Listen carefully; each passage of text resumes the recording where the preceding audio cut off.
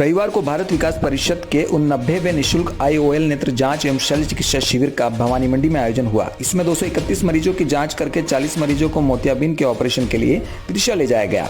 कार्यक्रम में doctor JK Arora, नगर पालिका अध्यक्ष कैलाश बोहरा, KK राठी, जगदीश वरंदानी, प्रमोद जैन, स्वप्निल जैन, कैलाश चंद्र गोयल, राजेंद्र गोयल, धर्मचंद गोटावाला आदि मंचासीन थे। कार्यक्रम में पिछले दिनों भवानी मंडी में दिए गए नेत्रदान के कारण नेत्रदान कर्ता परिजनों डिम्पल वरंदानी, स्वप्निल जैन एवं प्रदीप शर्मा का सम्मान किया गया। कार्यक्रम में ही भवानी मंडी निवासी सुकमाल जैन और सीमा जैन ने अपनी शादी की 21वीं वर्षगांठ पर संयुक्त देहदान का संकल्प लिया। इस पर संकल्पकर्ता दंपत्ति का डॉक्टर JK अरोड़ा एवं कैलाश बोहरा के द्वारा अभिनंदन किया गया। कार्यक्रम के मुख्य अतिथि पालिका अध्यक्ष कैलाश बोहरा ने कहा कि भवानी मंडी में नेत्रदान की प्रगति अत्यंत प्रशंसनीय है और गौरव की अनुभूति प्रदान कर रही है। वहीं कार्यक्रम की अध्यक्षता कर रहे डॉक्टर JK अरोड़ा ने नेत्रदान करता परिजनों के त्याग को काफी बड़ा बताते हुए परिषद द्वारा आयोजित IOL कैंप की सराहना की। भवानी मंडी से रामदयाल गुजराती की रिपोर्ट। मिश्रौली से नाकाबंदी तोड़कर अवैध गोवंश से भरी पिकअप को पगारिया पुलिस ने जब्त कर लिया। पगारिया थाना अधिकारी रामप्रसाद सहारिया ने बताया कि शनिवार देर रात को सूचना मिली कि मिश्रौली थाना से नाकाबंदी तोड़कर एक पिकअप तेज गति से डग की ओर निकली है। इस दौरान मिश्रौली पुलिस के 2 जवान भी घायल हुए। सूचना पर पगारिया पुलिस ने नाथूखेड़ी के निकट सामने से आती पिकअप की रुकने का इशारा किया। तभी पुलिस को देखकर पिकअप चालक और खलासी चलती गाड़ी से कूदकर अंधेरे का फायदा उठाकर फरार होने में कामयाब हो गए।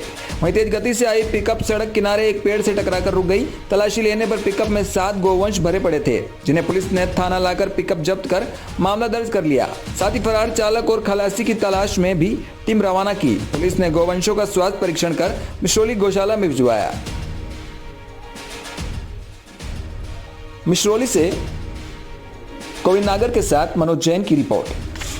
28/2/2021 को नाकाबंदी की जा रही थी। ये नाकाबंदी पगारिया पेट्रोल पंप पर चल रही थी कि इस दौरान मिश्रौली कंट्रोल रूम रोमिल 30 से मैसेज मिला कि थाना मिश्रौली द्वारा नाकाबंदी की जा रही को तोड़कर एक पिकअप डग की तरफ आ रही है जो सफ़ेद रंग की है, जिसको तलाश कर रोके। इस सूचना पर मन थानाधिकारी में जाब्ते के पिकअप की तलाश करता हुआ खरावड़ी की तरफ जा रहा था कि तूफान सिंह के ढाबे के पास भवानी मंडी की तरफ से एक पिकअप आती हुई नजर आई, जिसको जो पुलिस जाब्ता जीप को देखकर चालक जीप फरार हो गया। लोहार अहंगरान समाज का सदर सेक्रेटरी खजांची के चुनाव के लिए 3 सालाना कार्यकाल समारोह आयोजित किया गया, जिसमें अहंगरान समाज की तरफ से विश्वव्यापी कोरोना महामारी व लॉकडाउन के दौरान विषम परिस्थितियों में मानव सेवा का कार्य किया और किसी भी प्रकार की मदद की उन लोगों को समाज की तरफ से कोरोना योद्धा मेमोरेंडम व प्रशस्ति पत्र देकर सम्मानित किया गया। समाज समारोह के आयोजक मोहम्मद वसीम सैफी रहे। समाज समारोह में निजामत मोहम्मद आरिफ नागौरी ने की। सभी कोरोना योद्धाओं को मेमोरेंडम और प्रशस्ति पत्र अहंगरान समाज के जिम्मेदार बुजुर्गों के हाथ से दिलाया गया। साथ ही अहंगरान समाज के 10 बच्चे जिन्होंने कुरान हिफ्ज मुकम्मल किया, उन सभी की फूलों का हार पहनाकर व शील्ड देकर हौसला अफजाई किया गया। सम्मानित होने वाले कोरोना योद्धाओं में मौलाना आमिर सिद्दीकी, जहीर आलम, हकीकत हसन, वैभव चोपड़ा, मोहम्मद शाहिद सईद, सलाउद्दीन खान, मुजीब आजाद, Abdul Razzaq, Masarrat Miyan, Syed Imran Ahmed Naqvi, doctor Waseem medical officer, Maulvi Waseem Nadvi, Yusuf Ejazi, Javed Masood, Waseem Saifi, Mohammad Arif Nagauri Bundi, Zaheer Prince, Nisar Ahmed, Nasir Khan शामिल थे। टोंक से सुभाष सौदा की रिपोर्ट। गरोट रोड पर टीन शेड के अतिक्रमण को हटाने गए प्रशासनिक अमले को उस समय बेरंग लौटना पड़ा जब परिवार के लोग, जिसने महिला, बच्चे, पुरुष सभी बीच रोड पर धरने पर बैठ गए। परिवार वालों का कहना था कि हम 7 दिवस में हमारा अतिक्रमण हटा लेंगे।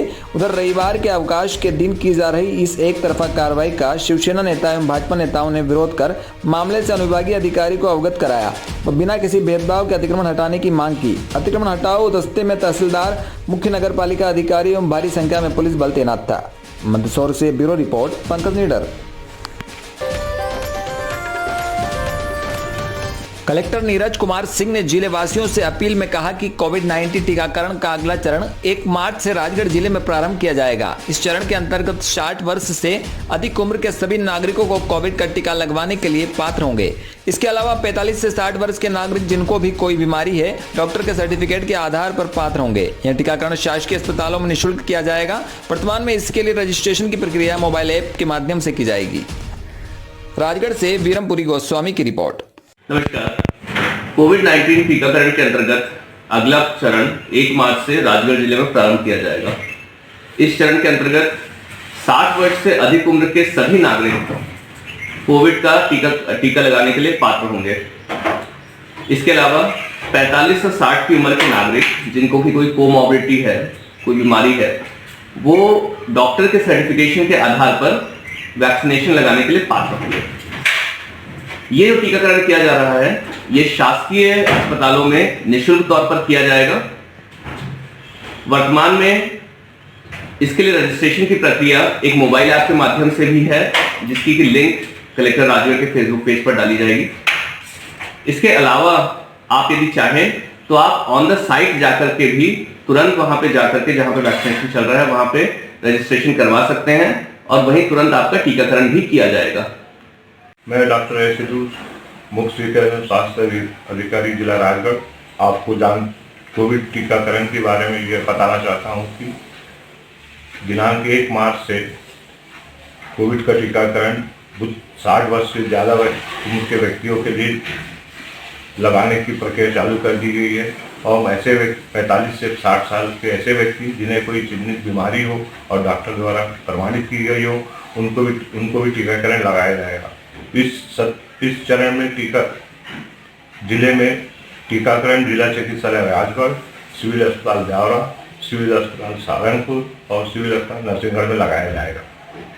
टीका लगवाने के लिए व्यक्तियों को अपना पहचान पत्र लेकर कोविन-20 ऐप डाउनलोड करके उसमें अपना रजिस्ट्रेशन करवाना है और अपना मोबाइल नंबर दर्ज करवाना।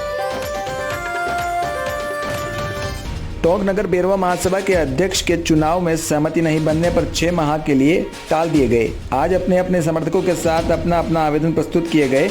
महासभा के पूर्व अध्यक्ष हरिप्रसाद जोनवाल व मंच पर आसीन कमल सिंह लोधी, पूर्व विधायक प्रताप रणवाल, चुनाव समिति ने सहमति नहीं बनने पर चुनाव समिति ने पूर्व में रहे अध्यक्ष हरिप्रसाद जोनवाल को 6 माह के कार्यकाल और बढ़ा दिया गया। टोंक से सुभाष सोधा की रिपोर्ट। चिटफंड कंपनियों के विरुद्ध जिले में जारी विशेष अभियान के तहत जिला पुलिस कप्तान के निर्देशों के फलस्वरूप एसडीओपी खिलचीपुर निशा रेड्डी के मार्गदर्शन में थाना प्रभारी माचलपुर उप निरीक्षक रामकुमार रघुवंशी द्वारा दिनांक 24 फरवरी 2021 को सहारा इंडिया कंपनी के एरिया मैनेजर से संपर्क किया गया, जिस पर वे थाना माचलपुर में ग्राहकों से मिलने एवं चर्चा करने हेतु उपस्थित आए। उनके द्वारा बताए जाने पर सहारा इंडिया के खातों में जमा राशि के संबंध में सत्यापन किया गया। साथ ही जिन लोगों के खातों में भुगतान किया जाना है उन खातों की जानकारी ली गई। कंपनी के एरिया मैनेजर ने थाना माचलपुर पुलिस के द्वारा प्रयास से लगभग 1,30,000 रुपये की राशि ग्राहकों के खाते में RTGS के माध्यम से भेजने बाबत कहा। निश्चित रूप से पुलिस के इन प्रयासों से हड़प की गई राशि को पीड़ितों को दिलवाने में काफी मदद मिलेगी। राजगढ़ से वीरमपुर गोस्वामी की रिपोर्ट। झालावाड़ जिले के डग में अवैध गोवंश तस्करी चरम सीमा पर है। पुलिस की लगातार कार्रवाई के बाद भी तस्कर बाज नहीं आ रहे। थानाधिकारी बन्नालाल चौधरी ने बताया कि नाकाबंदी के दौरान डोडी फंटे से एक पिकअप को रोककर तलाशी ली, जिसका चालक मौके का फायदा उठाकर भाग निकला। वहीं पिकअप में क्रूरता से भरे 9 गोवंश को मुक्त कराया। वहीं पिकअप को जब्त किया और गौशाला के सुपुर्द किया। आपको बता दें कि क्षेत्र में मध्य प्रदेश सीमा से लगे होने के कारण यहां अवैध रूप से गोवंश तस्कर अपने मंसूबों में कामयाब होते जा रहे हैं। वहीं पुलिस की 1 माह में 4 कार्रवाई करने के बाद भी गो तस्कर बाज नहीं आ रहे। डक से ब्यूरो रिपोर्ट। आज दिनांक को अल सुबह हमारी टीम द्वारा डोडी फंटा वानी मंडी रोड में नाकाबंदी की जा रही थी।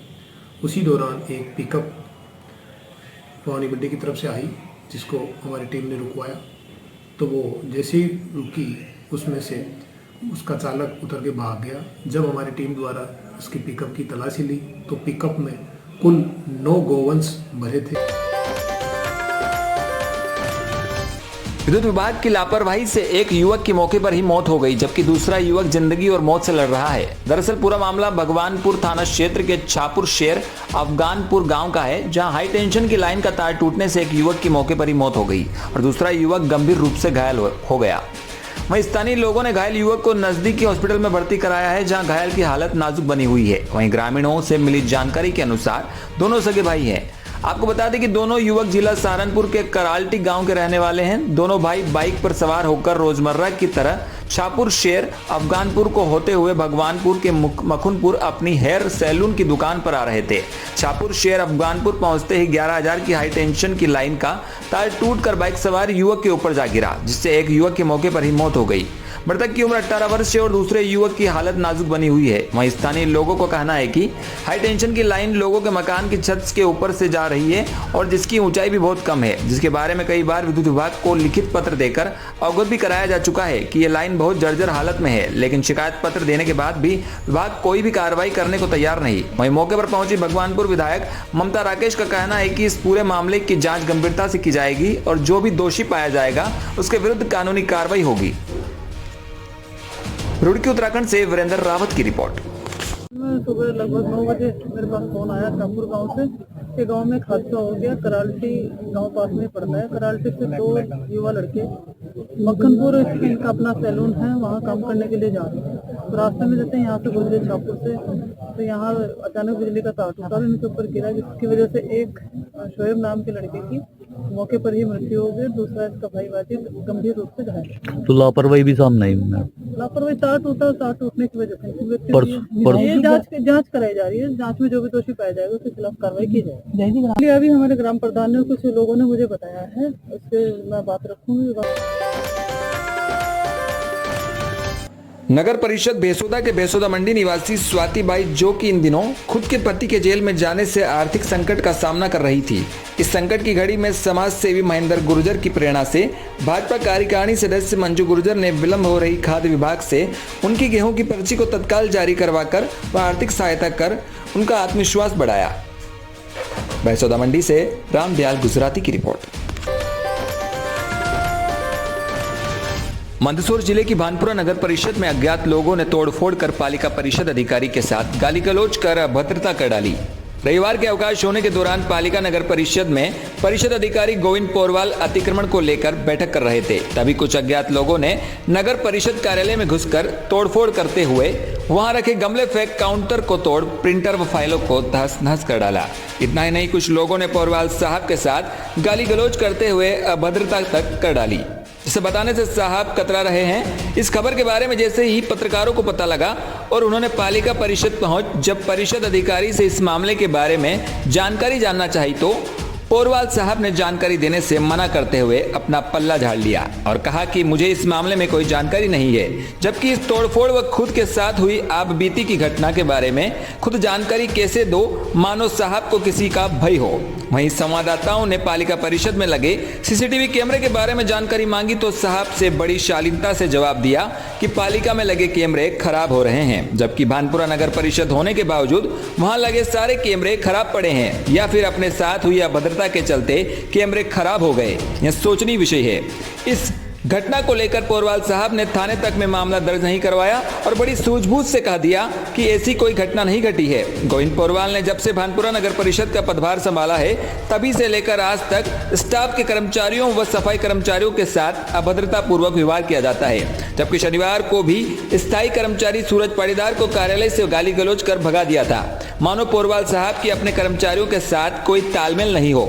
वहीं लोगों का कहना है कि जब भी किसी कार्य के सिलसिले में पालिका परिषद अध्यक्ष से मिलने जाते हैं तो वह अधिकतम समय अपना मीटिंगों में व्यतीत करते हैं, जिसका खामियाजा जनता को पालिका परिषद के चक्कर काटने पर मजबूर होना पड़ रहा है। कुछ लोगों को तो साहब के होने तक का भी पता नहीं चलता, क्योंकि अधिकतम समय पोरवाल साहब का बाहर मीटिंग में निकल जाता है। इन्हीं सब बातों को देखते हुए कुछ अज्ञात लोगों ने पालिका में गुस्सा जाहिर करते हुए तोड़फोड़ कर अपना गुस्सा परिषद अधिकारी पर निकाल डाला और उनके साथ अभद्रता कर डाली, जिसे बताने से साहब कतरा रहे थे। भानपुरा से ब्यूरो रिपोर्ट, शाहरुख मिर्जा। और मैं नहीं था और आज संडे का दिन भी है। संडे का दिन है तो ऑफिस के तो अनेक काम है, स्टाफ काम है, जानकारियाँ बनाना है। कल टीएल की बैठक है तो मैं आया हूँ, समिति के लोग बैठे थे एक अतिक्रमण हटाना था, उस संबंध में चर्चा कर रहा था। उसके बाद आप लोग आ गए। नहीं सर, मैं खुद मौजूद था सर यहाँ पे। कोई दोषी होगा तो तुरंत हम यहाँ पहुँचे, लेकिन आप इस मामले को फिर हम यही रिपीट करेंगे, आप दबा रहे हो उस मामले। नहीं, मेरा दबाने का काम नहीं है। मैंने कुछ देखा नहीं है। अब मैं इंक्वायरी निकाल रहा हूँ। यदि कोई दोषी होगा सीसीटीवी तो कैमरे उसके खिलाफ नियमानुसार कार्रवाई की। तो सर ऐसे कोई भी आकर के मतलब नगर पालिका में तोड़फोड़ कर जाएगा और अपन चुप बैठे रहेंगे सर, ऐसा तो नहीं हो सकता सर। या फिर आप कैमरे की फुटेज दो तो हमें उससे जानकारी मिले कुछ। आप देख सकते हैं, अगर है तो नहीं सर, आप ये बता रहे हो कैमरे बंदे सर, नगर पालिका कैमरे कैसे बंदे सर, ये बताइए ना। मेरे को तो जानकारी, मैं भी अभी नया नया आया हूँ, मुझे तो जानकारी है नहीं। मैंने आप कैमरे चालू है तो आप फुटेज ले सकते हैं। नहीं सर, आपको सब कितने समय से? मेरे को 4 साढ़े 4 महीने। तो सर ये आप बता रहे हो 4.5 महीने में क्या आपने फोटो नहीं देखे सीसीटीवी कैमरे में? या जानकारी भी नहीं ली कि चालू है कि बंद है? ये अभी बंद है शायद। अभी बंद है ये? आईडी के तौर पर निकाल रखे ये कैमरे कुछ समय के लिए बंद हुए हैं? हाँ, कुछ समझ लीजिए।